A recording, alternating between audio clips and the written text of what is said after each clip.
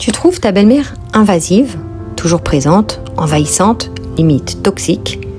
Tu ne comprends pas pourquoi ton homme s'adresse à sa maman pour des conseils, des réconforts et de l'aide. Cette belle-mère en face de toi est avant tout une femme, une mère, qui a toujours été là pour son fils depuis son plus jeune âge. Elle a toujours su que peu importe les tempêtes de la vie, elle serait là pour le prendre dans ses bras, pour lui redonner le moral, pour le guider. Et il le sait.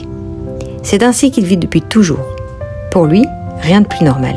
D'ailleurs, contrairement à la femme, la mitzvah de Kibud Av Va'em, honorer ses parents, incombe à l'homme même si celui-ci est marié. Cette maman n'est pas présente pour son fils car elle le considère comme son mari, non, pas du tout. Elle agit ainsi car elle est investie depuis le premier jour de sa vie. Au fil des années, en dépit de ce que l'on pense, une amitié inestimable s'est tissée entre la mère et le fils et c'est tant mieux, car il saura ainsi aimer sa femme. Il est dit que dans la période de notre délivrance, la belle-fille sera contre sa belle-mère. Et nous voilà, à cette époque, troublés. Mais alors, comment pouvons-nous mettre fin à de telles tensions ?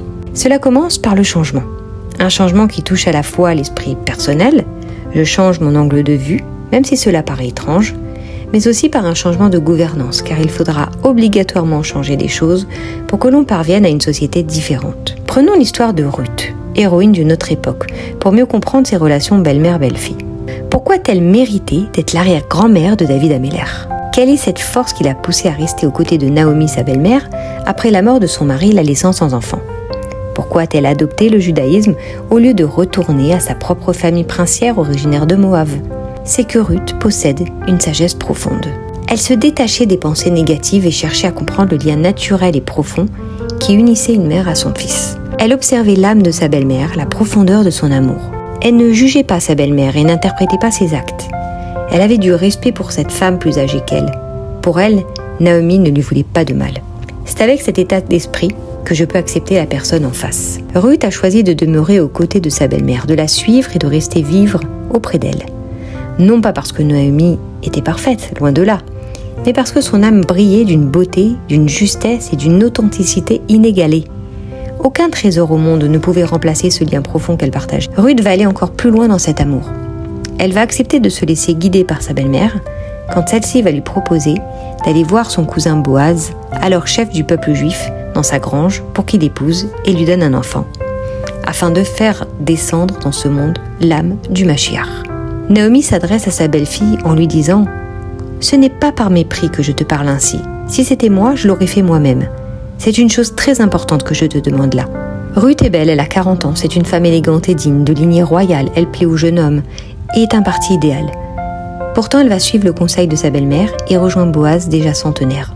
Ce mariage va durer un jour, car Boaz meurt. Ils auront un fils qui sera le grand-père du roi David. Se retrouvant seul, c'est sa belle-mère qui s'occupera d'elle et élèvera cet enfant. Vous imaginez une seconde l'entente de cette belle-mère et cette belle-fille ? L'histoire de la Megillah de Ruth est chargée d'émotions et révèle la véritable beauté de la femme et sa spiritualité, son abnégation, sa puissance, son intelligence. Rien à voir avec la description pathétique de la femme dans notre monde moderne. Ruth mérite tous les éloges du monde. Elle a montré au monde que l'amour, la compréhension et l'acceptation sont les véritables joyaux de la vie. Ma chère belle-fille, la colère peut souvent nuire plus à notre propre paix intérieure qu'à ceux qui en sont la cible. Essaye de voir au-delà des apparences, essaye de comprendre l'âme de ta belle-mère. Enlève le mal autour de toi. Ne laisse pas les pensées créer des mauvais sentiments. On parle beaucoup aujourd'hui de pensées positives, de bienveillance, d'amour. Eh bien, c'est à ce moment-là qu'il faut utiliser tous ces ingrédients. C'est un sacré travail, je l'avoue, mais ça en vaut le prix. C'est cela que Dieu chérit par-dessus tout, l'amour entre les gens. Quand il a vu la façon dont cette femme aimait sa belle-mère, Ruth est devenue digne d'être l'ancêtre du Mashiach, l'arrière-grand-mère du roi David, une descendante de l'amour inconditionnel et de la compréhension profonde.